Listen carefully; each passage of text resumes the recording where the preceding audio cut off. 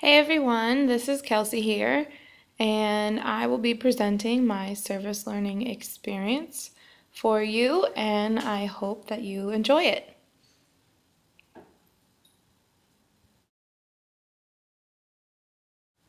I chose to do my observation at MiraCosta College's Child Care Center, and I was working mainly in a preschool classroom with kids that were ages 4 and 5 years old. Now, all these kids were kids of students, teachers, and people of the surrounding community. I really liked this particular location because they're really used to having students come in and observe. Not only are the teachers really welcoming, but the kids all seem used to having a lot of people in and out of the classrooms. Of course, in a safe way, but everyone seemed really friendly and lots of kids asking questions. Now, a little background on myself. I used to teach preschool at a private preschool up in Northern California, and the rules were really strict. All the teachers had been there a really long time, and everyone was kind of just stuck in their routine, and there wasn't a whole lot of room for suggestions or any changes in what we were doing. So it was pretty horrible. Anyway, so this child care center at MiraCosta was like a freaking palace walking in there. There was just so much more offered for the kids, and I just had a wonderful time there, and it just seemed perfect. Yay, MiraCosta. And one thing that I did notice about this when I first walked in is that the kids just generally seemed a lot happier to be there. Like they actually wanted to come in and they seemed to have a really good time there and, like their teachers. And I think one of the biggest reasons that that was the case was that this school focused a lot on actually applying all the information we learn in our early childhood education classes. And they try to incorporate that into the actual classroom, and I think that that really makes it a successful learning environment.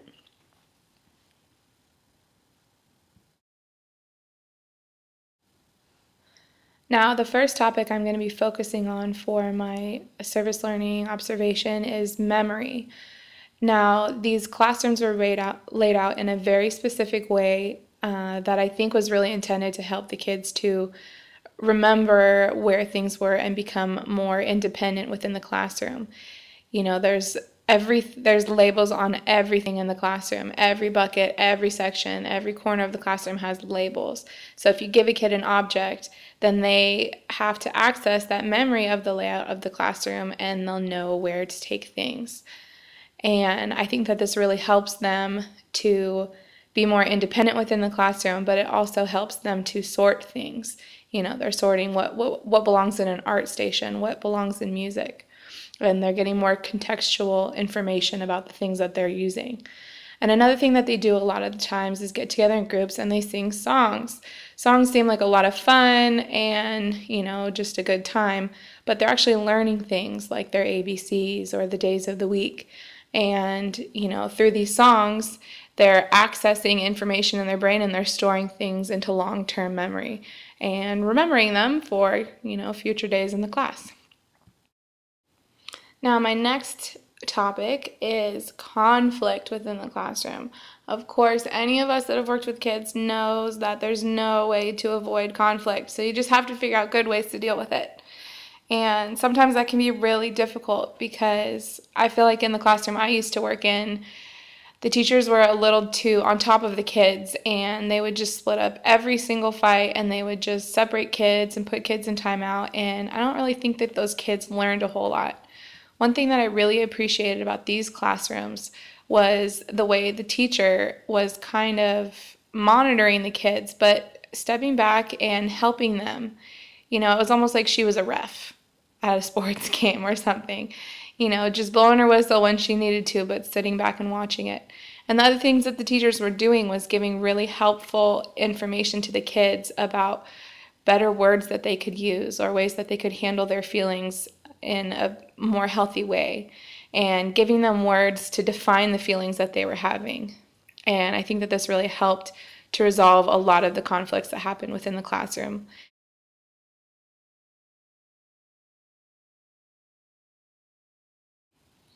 The next topic that I focused on during my observation was the way that these children viewed their achievements and what motivated them to achieve more. Of course, every kid likes having a ribbon saying that they're first, but it's a little more complicated than that within the classroom. One of the first things that I noticed was how cheerful these teachers were, and they were constantly encouraging these kids. And I learned quickly that a happy teacher made for a happy kid. Kids who got a lot of positive feedback were more likely to participate and want to do good. There was one teacher in there that was always reprimanding the kids, and it seemed to do the exact opposite. They wanted to do less. They didn't care as much. And then the other thing I noticed was that kids who saw other kids achieving or doing well or being recognized for their good behavior or their good achievements, they wanted to do the same. You know, when a kid sat there and saw a teacher giving a reward to another kid for helping clean a station up, then they might be a little more likely to assist the next time there was a mess because they would also like that same type of recognition.